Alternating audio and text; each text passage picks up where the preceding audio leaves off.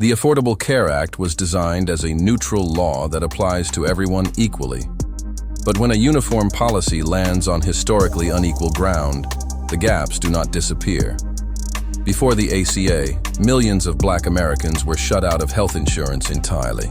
The law cut the Black uninsured rate nearly in half. Still, in 2024, 10.1% of Black Americans were uninsured. That's way more than the 6.8% for white Americans. Part of the problem is built into the architecture of the ACA itself. The law left Medicaid expansion up to each state. 10 states have still not expanded Medicaid. Most are in the South, where large Black populations live with no affordable coverage option. About 1.5 million people sit in the coverage gap in non-expansion states.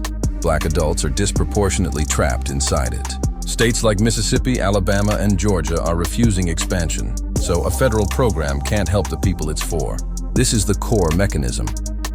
A uniform federal policy applied through a patchwork of state choices reproduces a map of exclusion. The numbers on the ground are devastating. Black mothers die at 44.8 per 100,000 live births compared to 14.2 for white mothers. Black Americans are twice as likely to die from diabetes-related causes. They face worse outcomes from cardiovascular disease even when treatment targets are met. Black Medicare patients are more likely to be admitted to lower-quality hospitals. This happens even when they live closer to higher-rated facilities.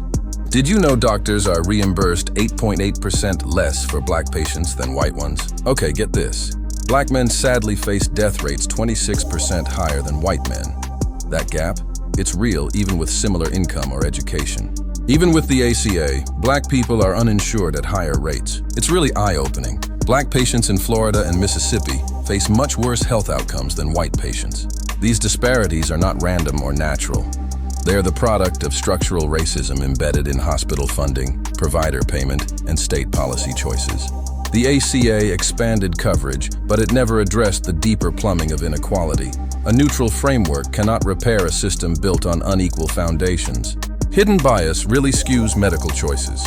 Black pain gets dismissed, mom's concerns ignored, and sadly, outcomes suffer. Critics argue the law is being used as a shield against deeper reform.